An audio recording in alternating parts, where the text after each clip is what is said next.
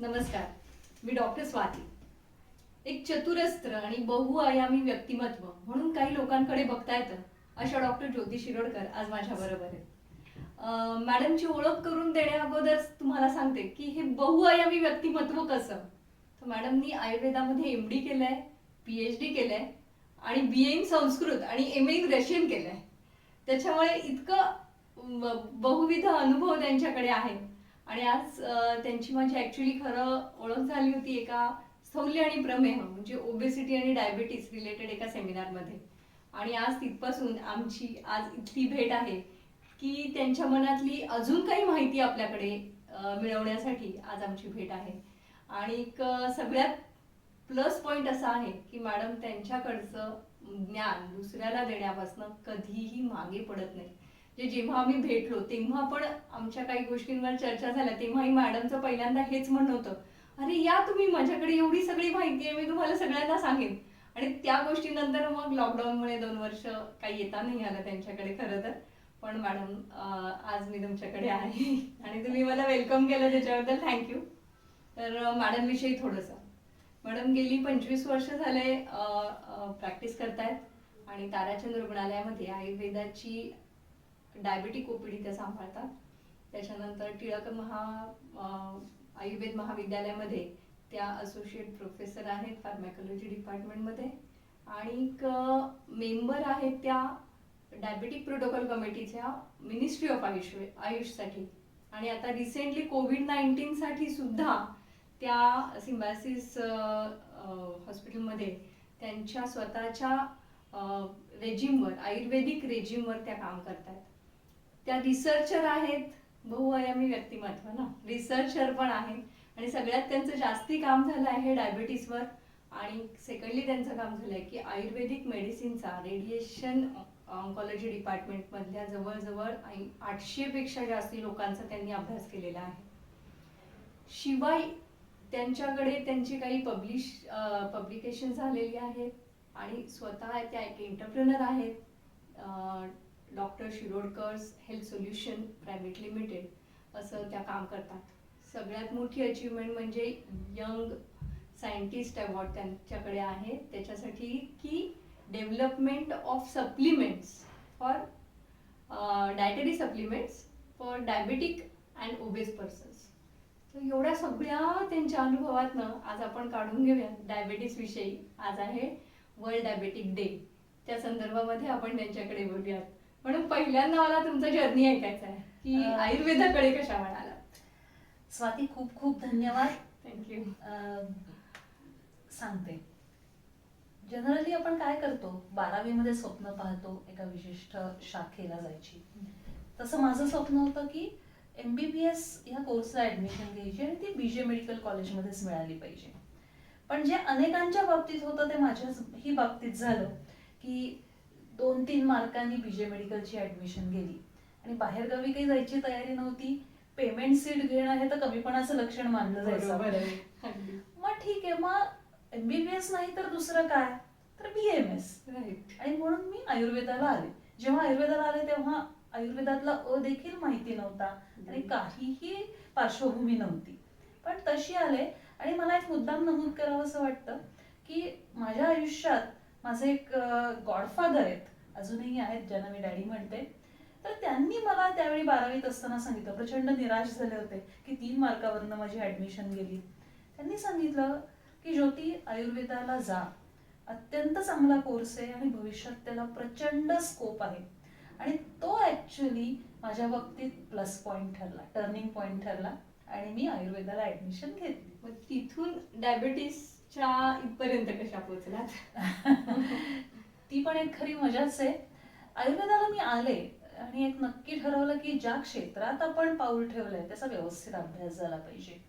पण त्याचवेळी research, modern medicine ह्याविषयी सुद्धा कमालीची ओढ होती. आणि पदोपदी जाणवत होतं, इतरांकडनं ऐकायला येत होतं की आयुर्वेदाला रिसर्चची गरज आहे आयुर्वेद क्षेत्रामध्ये. आणि त्यावेळी झालं काय की 2000 साली प्रसिद्ध मधुमेह तज्ज्ञ आणि KEM हॉस्पिटल डायबिटीस युनिटचे डायरेक्टर डॉक्टर चित्तरंजन याज्ञिक हे त्यावेळी पुणे मॅटर्नल न्यूट्रिशन स्टडी असा एक रिसर्च करत होते आणि त्यावेळी डेव्हिड बार्कर्स हायपोथेसिस ते टेस्ट करत होते की मुलांना किंवा लहान मुलांना किंवा त्यांच्या पालकांना भविष्यामध्ये डायबिटीस होण्याची शक्यता आपण वर्तवू शकतो का, त्यासाठी काही मार्कर्स किंवा रिस्क फॅक्टर्स याचा ते अभ्यास करत होते. आणि त्यावेळी त्यांनी मला विचारलं की काय ग, आयुर्वेदात असं काही आहे का. माझ्या नेहमीच्या आयुर्वेदाच्या अभिमानामुळे आणि सवयीमुळे मी सांगून टाकलं हो आहे की. आणि मग विचार करायला सुरुवात केली, खरंच असं काही आहे का, आपण करू शकू का. आणि ग्रंथांनी मला इथे साथ दिली, आयुर्वेदीय ग्रंथांनी. शेवटी आपण आयुर्वेदात काहीही म्हटलं तरी ग्रंथ हे आपले गुरु आहेत. चरक संहिता, सुश्रुत संहिता हुडकायला सुरुवात केली त्याच्यामध्ये. आधी वाचल्या होत्या पण वेगळ्या दृष्टिकोनातनं पाहिल्या. आणि मग त्यांना मी सांगितलं की येस, आपण हे करू शकतो. आणि त्या तिथनं माझ्या या डायबिटीस मधल्या कार्याला म्हणण्यापेक्षा शिक्षणाला सुरुवात झाली. Great great. पण ही एवढी गंमत जम्मत असते, लोक सांगतात की नाही नाही साखर खाल्ल्यानेच वाढतो, मग लोक गुळ खायला लागतात किंवा मग व्यायाम नाही केला म्हणून झालं.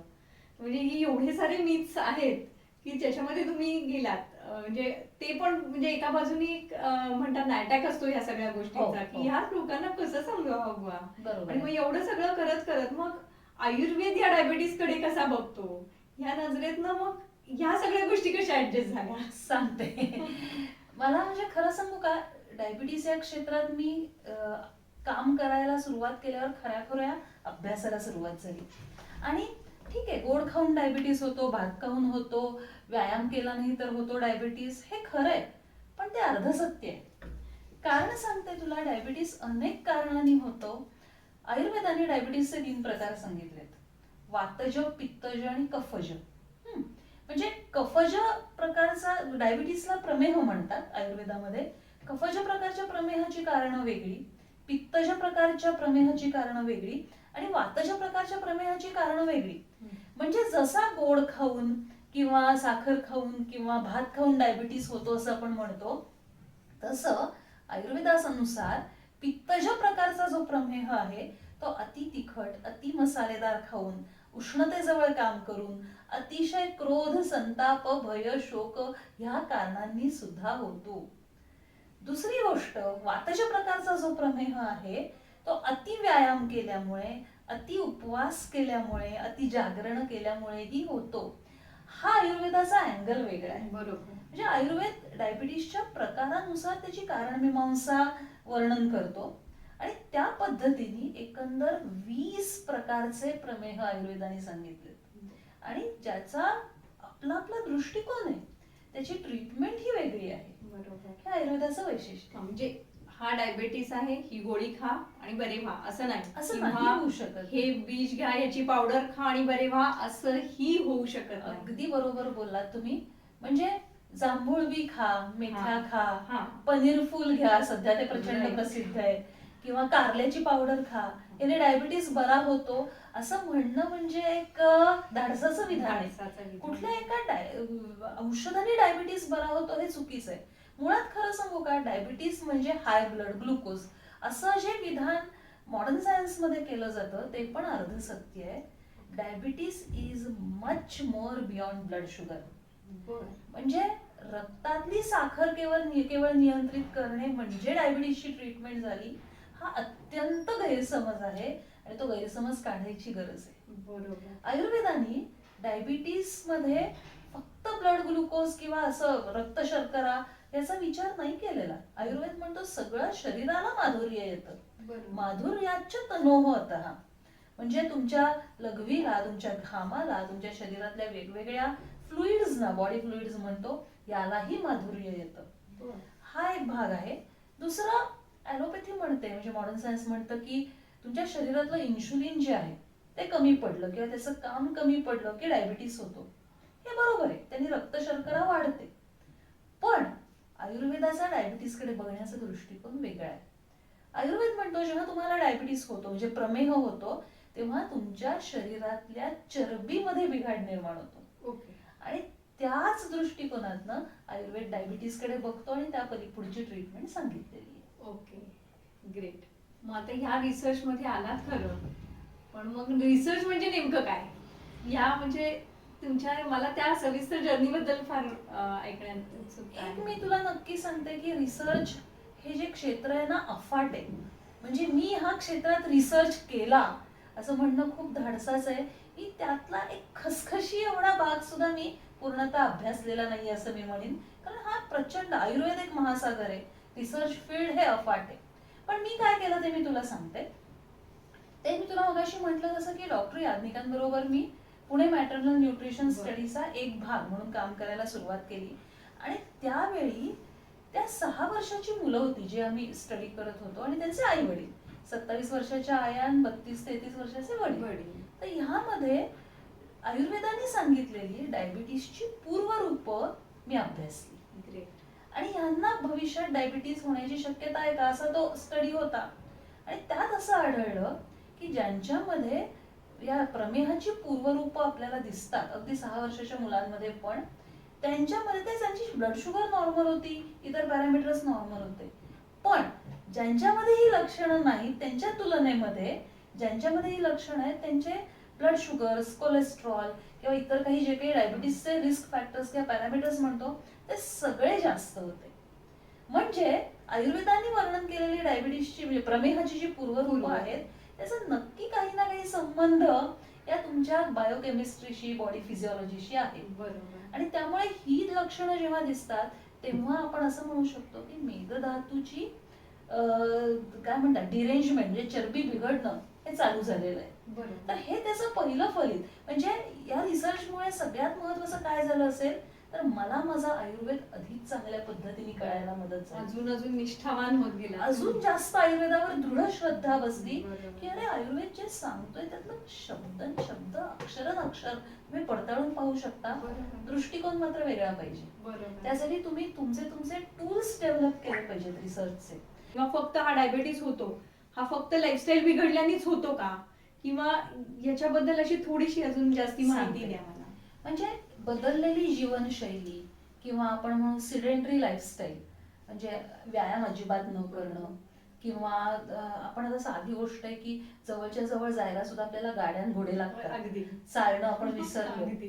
नंतर आपण खूप जास्त खातो, खूप जास्त हाय कॅलरी फूड खातो.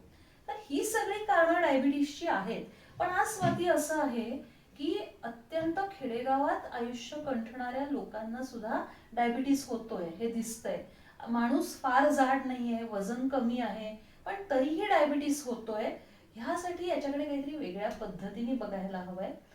डॉक्टर चित्तरंजन याज्ञिकांचा मी मगाशी उल्लेख केला की अत्यंत खूप मोठे वैज्ञानिक आहेत ते आणि डायबिटीस या विषयावर त्यांचा अत्यंत सखोल अभ्यास आहे. ज्यांच्याबरोबर मी आयुर्वेदाचा अभ्यास केला होता, आयुर्वेदिक स्टडी केला होता. तर त्यांच्या संशोधनाचं एक फलित असं आहे की ज्या आईच्या तुम्ही गर्भाशयात गर्भ म्हणून वाढत असताना जर त्यावेळी तुमचं कुपोषण झालं तर तुम्ही जन्मल्यानंतर आणि मोठं झाल्यानंतर तुम्हाला डायबिटीस होण्याची शक्यता खूप अधिक असते. हे त्यांचं सगळ्यात मोठं संशोधन आज त्यांनी जगापुढे आणलेलं आहे. म्हणजे मग असं म्हणाल का की फक्त गोड खाल्ल्याने डायबिटीस होतो, फक्त एक्सरसाइज केला नाही तर डायबिटीस होतो, तर ते अर्ध सत्य आहे. पण गर्भावस्थेत झालेलं कुपोषण हे सुद्धा भविष्यात तुमच्या डायबिटीसला कारणीभूत आहे. जेव्हा डायबिटीसच्या किंवा प्रमेहाच्या चिकित्सेकडे आपण बघतो आयुर्वेदाच्या दृष्टीने तेव्हा ते पण त्यांनी सांगितलंय की प्रमेह हे संतर्पण करा. अगदी बरोबर आहे. आणि मेहेषु संतर्पणमेव कार्यम म्हणजे every diabetic patient should be nourished असं आयुर्वेद सांगतो. आणि जसजसं हे मॉडर्न सायन्स मधला रिसर्च पुढे जातोय ना तसतसं आयुर्वेदातल्या भन्नाट संकल्पना आता उलगडत आहेत. आणि हे त्या रिसर्चचं फलित आहे आणि आयुर्वेदावरची निष्ठा माझी दिवसेंदिवस वाढतीये त्याच्यामध्ये. अगदी अगदी. म्हणजे छोट्याशा एका वाक्यामध्ये त्यांनी केवढं मोठं सांगून ठेवलेलं आहे. अगदी खरंय. आणि या स्पीडनी तर चाललोच आहे आपण सगळेजण. पण तुम्हाला काय वाटतं की भविष्यामध्ये आयुर्वेद, डायबिटीस, प्रमेह, स्थौल्य हे सगळे हातात हात घेऊन जाणारे घटक आहेत. तर ह्यांच्याबद्दल मला जरा भविष्यात काय असू शकतं किंवा भविष्यात काय होऊ शकेल, काय व्हायला हवं सांगते. कॅच देम यंग अशी एक टॅगलाईन आहे. राईट. आयुर्वेदाचा अभ्यास करून आयुर्वेदीय प्रमेह पूर्वरूपावस्था लवकरात लवकर ओळखा, त्याचं निदान करा आणि ताबडतोब ट्रीटमेंट सुरू करा. आता ट्रीटमेंट म्हणजे फक्त औषधं असतात असं नाही.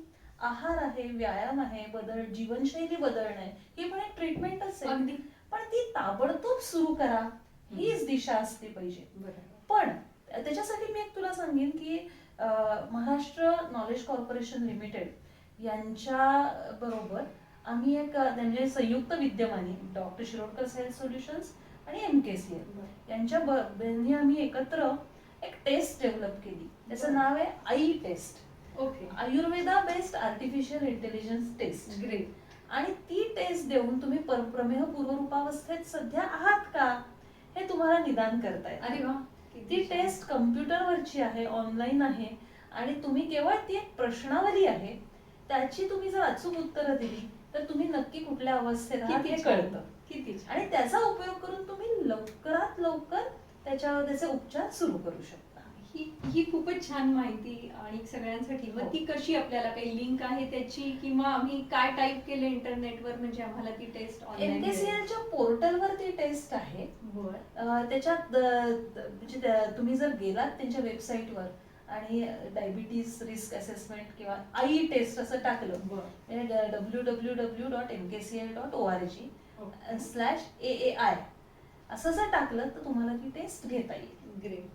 आणि तिथपासूनच आपल्याला लक्षात येईल. मग साधारणतः कुठल्या वयोगटामध्ये, तुमचं तर म्हणणं आहे की खूप लहान असल्यापासून जरी ती केली तरी पूर्वरूपांमध्येच आपण ते सगळं सांभाळू शकतो, म्हणजे दर थोड्या थोड्या दिवसांनी म्हणा किंवा पौगंडावस्थेतल्या मुलांनी, मग त्याच्यानंतर तरुण मुलांनी, असं वारंवार 4-4 वर्षांनी जरी करत राहिलं किंवा अगदी वर्षाला जरी केली तरी काहीच हरकत नाही. बरं, त्याचे चार्जेस निग्लिजिबल आहेत, अशी काही फार ती खर्चिक असंही नाही. तुम्ही तुमच्या घरी बसून ती टेस्ट देऊ शकता कारण ऑनलाईन आहे. कम्प्युटर ज्याला येतो, जो साक्षर आहे, तो कुठलीही व्यक्ती ते टेस्ट देऊ शकतो. किंवा ज्यांच्या फॅमिलीमध्ये आता तरुण वयामध्ये म्हणा किंवा 50च्या आसपास ज्यांना डायबिटीस झालाय त्यांच्या फॅमिलीमध्ये तर त्यांनी ताबडतोब अशा प्रकारच्या टेस्ट घ्यायला हव्यात आणि आपल्या आपल्या वैद्यांकडे जायला हवं ते सगळं घेऊन की हे पहा आम्हाला इथे काहीतरी गडबड वाटते बरं का, या टेस्ट मध्ये जाणवली, आम्ही काही करायला हवं का, तर तिथेच ते सगळं थांबू शकतं. आणि मग जगातली जागतिक हब जे होत आहे इंडिया डायबिटीस साठी, त्याच्यावर पण पुष्कळ अगदी कंट्रोल. म्हणजे मी म्हणेन आयुर्वेदाचा यथायोग्य उपयोग करून घ्या आपलं आयुष्य निरोगी बनवण्यासाठी. अगदी. Thank you doctor. ऍक्च्युली कसं आहे की 17व्या शतकापर्यंत डायबिटीस किंवा अशा ह्या कुठल्याही गोष्टीबद्दल काही संशोधनच नव्हतं. पाश्चात्यांच्या भाषेत म्हणायचं झालं तर याला पिसिंग एव्हिल असे शब्द मानत होते. आपल्याकडे चरकाचार्यांनी सुश्रुताचार्यांनी भरपूर माहिती देऊन ठेवलेली याच्याबद्दल की किती बारीक बारीक म्हणजे 20 प्रकार एवढे डिस्क्राईब करण्या इथपर्यंत त्यांनी अभ्यास केला होता. पण पाश्चात्यांना तर याच्याबद्दल काही माहिती नव्हतं. 1910 पर्यंत इन्शुलिन नावाचा हा काही प्रकार आहे की ज्याच्याने हा डायबिटीस होऊ शकतो किंवा पॅन्क्रियाज काही याच्यामध्ये रोल करतात, हेही मॉडर्न मेडिसिनला माहिती नव्हतं. तिथपासून आता त्या लोकांनी फक्त जसं मॅडम म्हणाल्या तसं की त्या औषधांनी रक्तातली शर्करा कमी करण्यापर्यंत किंवा सिम्पटमॅटिक एक रिलीफ आहे की इथे दिसतंय ना तेवढं कमी करा, पण त्याच्याशिवाय न दिसणाऱ्या कित्येक गोष्टी आहेत ना की ज्या दिसत नाहीयेत आणि ज्या ग्रंथांमध्ये प्रकृतीनुसार दाखवल्या गेलेल्या आहेत. तर त्या दृष्टिकोनातून जर विचार केला तर we can go hand in hand की हा ठीक आहे इथपर्यंत आलोय का, ठीक आहे. म्हणजे मॅडमचं एक म्हणणं सगळ्यात लक्षात ठेवायला हवं सगळ्यांनी की हा पूर्णपणे बरा होईलच असा आजार नाहीये. कुठल्या प्रकृतीनुसार, कुठल्या लक्षणांनी आणि कुठल्या कारणांनी तो झालाय ह्या सगळ्याला तेवढंच महत्व आहे. असा कुठलंही आयुर्वेदिक सुद्धा औषध नाहीये की ज्यांनी ही गोळी खाल्ली की तुमचा डायबिटीस कमी होईल किंवा तुमची शुगर कमी होईल. ती व्यक्तीनुसार ठरतं. त्याच्यामुळे कोणीतरी सांगितलंय, काहीतरी सांगितलंय म्हणून ह्या गोष्टींचा वापर कृपया करू नका. आपल्या वैद्यांकडे जा. आणि मॅडमनी याच्यामध्ये आपल्याला इतकं सारं काही सांगितलेलं आहे तर त्याच्याबद्दल सगळ्यांनी जागरूक व्हा आणि हेल्दी राहा. आणि आपण सगळेच जण प्रण करूयात की रोज व्यायाम करूयात, ठराविक व्यायाम करूयात. आणि जसं मॅडमनी सांगितलं तसं की ग्लायसेमिक इंडेक्स वाढला असेल तर थोडे दिवस का होईना हे खाऊन पहा, प्रॉडक्ट्स खाऊन पहा किंवा तो आटा खाऊन पहा किंवा त्याच्यामधले काय कंटेंट्स आहेत त्याचा अभ्यास करा. आणि फक्त मी भाज्याच खाल्ल्या पाहिजेत तर आपल्या अग्नीनुसार असतं तेही सुद्धा. शक्यतो संस्कार केलेल्या, मॅडमचं एक म्हणणं मगाशी खूप महत्वाचं आहे की आयुर्वेद कुठली पण गोष्ट पटकन कच्ची खायला सांगणार नाही, काहीतरी संस्कारित वस्तू खायला सांगतो आपण, तर त्या पद्धतीनं कुठल्या संस्कारांनी काय करायचं ते ह्याच्यासाठी मला असं वाटतं आपल्या फॅमिली वैद्यांकडे जा, आमच्यापर्यंत या, मॅडमचा नंबर मी तुम्हाला देईन, मॅडमशी कॉन्टॅक्ट ठेवा आणि ह्याच्याबद्दलचं ज्ञान घ्या. थँक्यू. धन्यवाद.